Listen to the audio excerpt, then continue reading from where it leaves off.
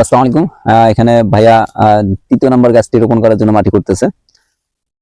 তো ভাইয়া অনেকটাই কষ্ট করতেছে, আমরা অনেক দূর থেকে আসছি, এই কারণে হয়তো অনেকটাই আমাদের হেল্প করতেছে। ভাইয়ের বাসা এখানেই, এই জন্য আমাদের প্রচুর পরিমাণে হেল্প করতেছে। দেখতে পাচ্ছেন যে এখানেও আপনার নিয়মটা কিন্তু একই, আপনার মাটিটা উনি ঝরঝরা করে নিচ্ছে, যাতে মাটিটা পরবর্তীতে দিলে সাথে সাথে বসে যায়। তো এখানে কাঁঠাল গাছ একটি দিয়ে দিবো।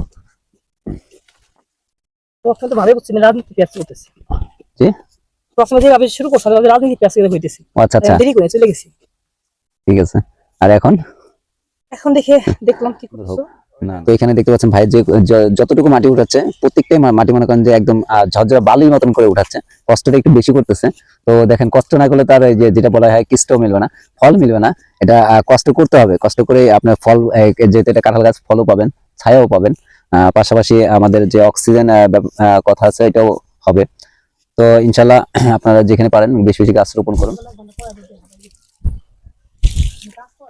তো আমরা যথাযথ ভাবে মনে করেন যে চেষ্টা করে যাচ্ছে আর কি, যে দেশটাকে সুন্দর করার, কারণ এটা তো আমাদেরই দায়িত্ব, অন্য কেউ আর করবে না। আসসালামু আলাইকুম গাইস, আমি মোহাম্মদ রাকিবুল হাসান। তো আমি এখানে আসছিলাম মূলত অন্য একটা কাজে। তো সে থেকে আমি ওনাদের দেখলাম যেখানে গাছ রোপণ করতেছি। তো আমি যেহেতু গাছ খুব পছন্দ করি এবং আমি গাছ রোপণ করে থাকি নর্মালি, তো আমি এখানে আসলাম। আসার পর যখন ওনারা শুনতে পারলাম ওনারা গাছ লাগাচ্ছে, তো আমি নিজে থেকেই আসলাম ওনাদেরকে হেল্প করা। গাছ রোপণ করার জন্য মাটি প্রস্তুত করতে হবে। মাটি যদি খুব ভালো প্রস্তুত হয়ে যায় তারপর আপনার গাছ বোনা, সেখানে গাছ বুনতে পারবেন। তো গাছ বোনার ভালো সময় হলো আপনার বিকেলের দিকে বা সন্ধ্যার দিকে। যা হোক, আমাদের প্রত্যেকের গাছের প্রতি যত্নশীল হওয়া উচিত, কারণ গাছ আমাদের পরম বন্ধু। গাছ এমন আমাদের বন্ধু যে আমাদের প্রত্যেকটা দিক থেকে সাহায্য করে। একটা গাছ আমাদের ফুল ফল দেয়, পাশাপাশি ছায়া দেয়।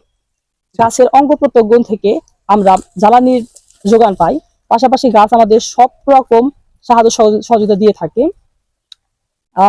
উদাহরণস্বরূপ বলতে পারি, গ্রীষ্মের দিনে গাছ আমাদের বিশেষ উপকার করে থাকে। যেমন গ্রীষ্মের ফাটা রোদে আমরা যখন খুব ক্লান্ত শ্রান্ত অনুভব করি, তখন আমরা গাছের পদতলে এসে আশ্রয় গ্রহণ করি এবং দীর্ঘ সময় ধরে খুব আরামে বিশ্রাম নিতে পারি।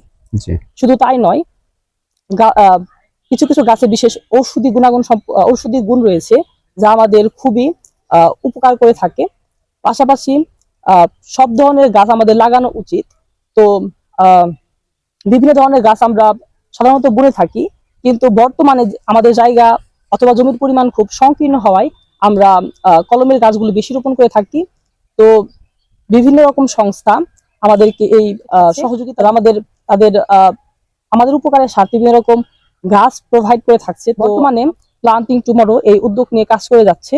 শুধু তাই নয়, তারা হয়তো দীর্ঘ সময় ধরে এই সংস্থার সাথে জড়িত। তাদের প্রধান কাজ হলো মানুষের দুয়ারে দুয়ারে গাছকে পৌঁছে দেওয়া এবং গাছ রোপণ করতে মানুষদেরকে অনুপ্রাণিত করা। তারা সম্পূর্ণ নিঃস্বার্থে এই কাজটা করে যাচ্ছে।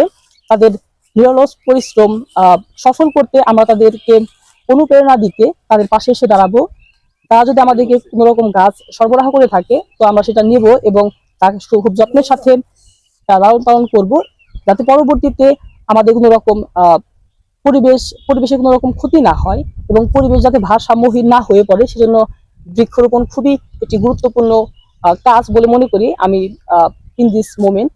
তো আমি বলবো, আপনারা প্রত্যেকে গাছের প্রতি যত্নশীল হন, গাছ লাগান, পরিবেশ বাঁচান। আসসালামু আলাইকুম। আসসালামু আলাইকুম ভাইকে। ভাই আমাদের প্রাণপ্রিয় ভাই এখানে পরিচিত হলো।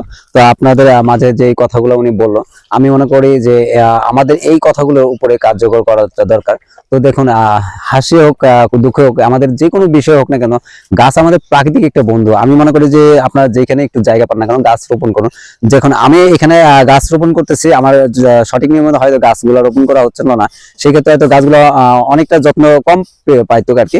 তো ভাইয়া এসে আমাদের অনেকটাই হেল্প করেছে, সেটা বলার মতো না। কারণ আমাদের দেখেন, সব জায়গায় একটা শিক্ষণীয় বিষয় আছে, সেটা ভাইয়া যেটুকু আমাদের শিখিয়েছে আজকে, আমরা শিখেছি বা আমরা আপনাদের মাঝে আমরা দেখাইতে পারছি যে আপনাদের এইখানে গাছের চারাটি রোপণ করতে হয় কিভাবে গাছের যত্ন নিতে হয়, সেটাও আমরা আজকে শিখলাম। আপনারা দেখলেন, আপনারাও শিখলেন। আশা করি এভাবে গাছ রোপণ করে যাবেন, সুন্দর একটি দেশ গড়ে যাবেন। তো সুন্দর দেশ আমরা সবাই চাই, আমরা চাই না দেশের আমাদের ক্ষতি হোক। তো সবাই বেশি বেশি গাছ রোপণ করবেন। ভালো থাকবেন, সুস্থ থাকবেন।